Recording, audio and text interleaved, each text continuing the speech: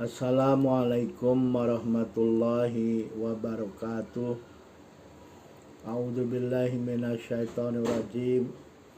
Bismillahirrahmanirrahim. Alhamdulillahi rabbil alamin. Allahumma salli wa sallim wa barik ala nabiyina Muhammad wa ala alihi wa sahbihi. Amma ba'd. Kita sambung pembicaraan kita mengenai dzikir, ya. Dzikir dari kitab Al-Adhkar yang dikarang oleh Imam An-Nawawi. Imam An-Nawawi mengatakan selanjutnya,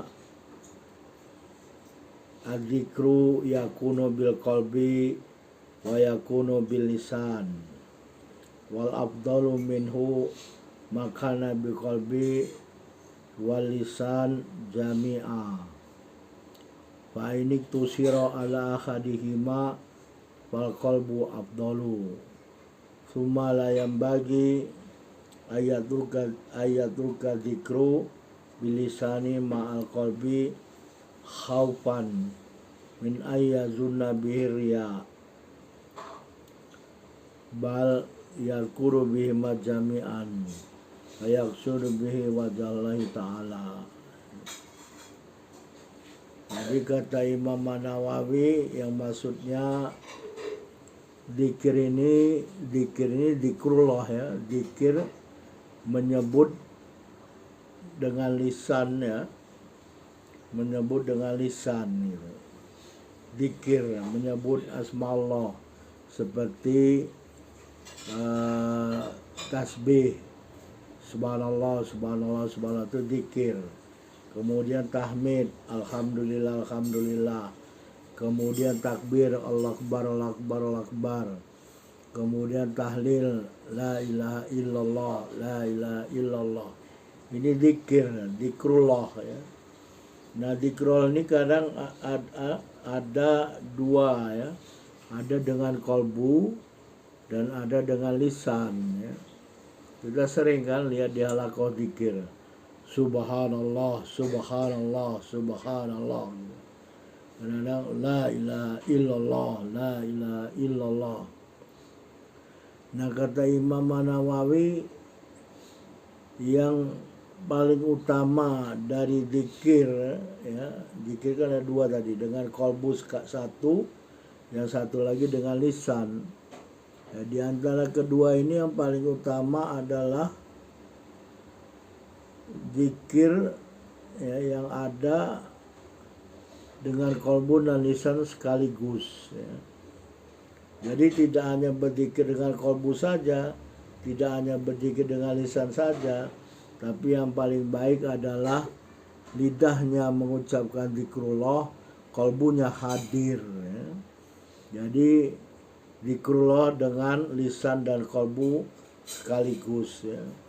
Jadi begitu mengucapkan subhanallah wa bihamdih, subhanallahil azim, ya, begitu lidahnya mengucapkan itu, kolbunya hadir, ya. Jangan ketika mengucapkan subhanallah, ya, lisannya mengucapkan, kolbunya tak kemana-mana. Nah, ini nggak betul, ya. Ini hanya zikir lisannya saja, tapi kolbunya kocar-kacir, tak kemana-mana, ya. Jadi yang paling utama zikir sekaligus lisan dan kolbu bersama-sama, ya. Jadi jangan meninggalkan, ya, jangan sekali-kali meninggalkan zikir lisan, ya, bersama kolbu karena takut apa? Takut dianggap ria oleh orang lain. Jangan, ya, jangan ada perasaan seperti itu, ya, karena kalau ada perasaan seperti itu sudah kita bahaskan mengenai ikhlas, ya, ikhlas atau ria, ya. Ikhlas ini menunggalkan apa-apa yang kita buat, yang kita amalkan hanya untuk semata-mata Allah Subhanahu wa Ta'ala, ya. Bukan untuk dilihat orang, bukan untuk didengar orang, ya bukan karena bangga. Jadi kata Imam Nawawi, jangan kita meninggalkan dzikir lisan karena takut dianggap ria, ya. Tapi dzikirlah bersama-sama, dzikir lisan dan dzikir qalbu, ya, dengan tujuan untuk mendapatkan ridha Allah Subhanahu wa taala. Jadi kita dzikir ini hanya semata-mata karena Allah Subhanahu wa taala, ya. Kita sudah dengar apa yang dikatakan oleh Al-Fudail bin Iyad, ya, rahimahullah, ya. Beliau mengatakan anna tarkal amal li ajli nasriya, sesungguhnya meninggalkan suatu perbuatan karena manusia itu disebut riya. Jadi kalau kita takut dikatakan riya oleh orang lain, terus kita tinggalkan zikrullah dengan lisan, ya, atau amal-amal lain, maka itu dikatakan riya, ya. Jangan kita tinggalkan karena takut, ya, karena takut dikatakan orang riya, ya. Jangan kita tinggalkan sesuatu karena manusia, ya. Dan kalau kita meninggalkan sesuatu karena manusia, maka kita telah membuka pintu, ya, kepada amal-amal kita ini untuk diperhatikan oleh manusia, ya. Jangan sampai seperti itu, ya. Kita tidak berharap amal-amal kita ini ditonton atau dilihat oleh orang lain, ya. Cukuplah bagi kita dan Allah saja, ya.